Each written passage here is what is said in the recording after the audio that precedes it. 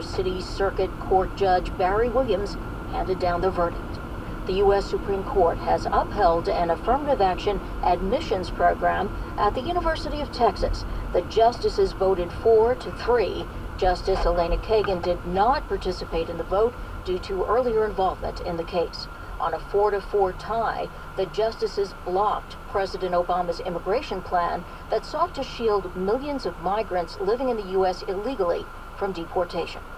Congressional Democrats are continuing their protest on the House floor, even as the House has technically recessed for the 4th of July holiday. NPR's Tamara Keith reports. Democrats are trying to force a vote on expanded background checks for gun purchases and so-called no-fly, no-buy legislation. But the House is no longer in session.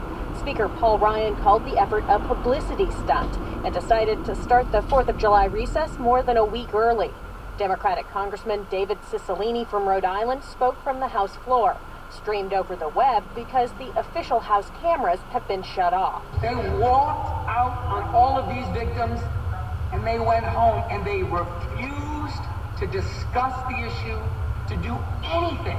If the measures were to get a vote, they are unlikely to pass in the GOP-controlled House. Tamara Keith, NPR News, Washington.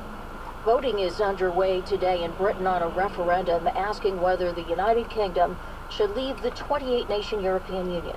NPR's John Itzty says many economists are predicting negative fallout if voters decide to exit. The UK sends nearly half its exports to the European Union and gets just over half its imports from yeah. Tariffs and trade rules that would come from a Brexit could have a negative effect on both. In addition, many U.S. businesses, including big banks, use the City of London as a platform to do business in Europe. Yeah, get the fuck. Banks have warned that they would likely relocate thousands of jobs to continental Europe if the UK exits the EU. The uncertainty created by Brexit would also likely cause turmoil in financial markets, which could negatively affect the global economy. John Itzty, NPR News, Washington. On Wall Street, the Dow is up 157. This is NPR. This is OPB. I'm Casey McGriff. The Federal Railroad Administration says Union Pacific's failure to maintain its track and equipment caused this month's oil train derailment in the Columbia River Gorge.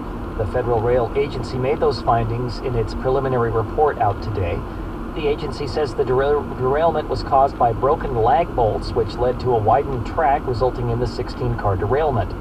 The tracks were inspected just weeks before the derailment to make sure they were safe to carry crude oil trains. The derailment caused a fire that burned for 14 hours, closed interstate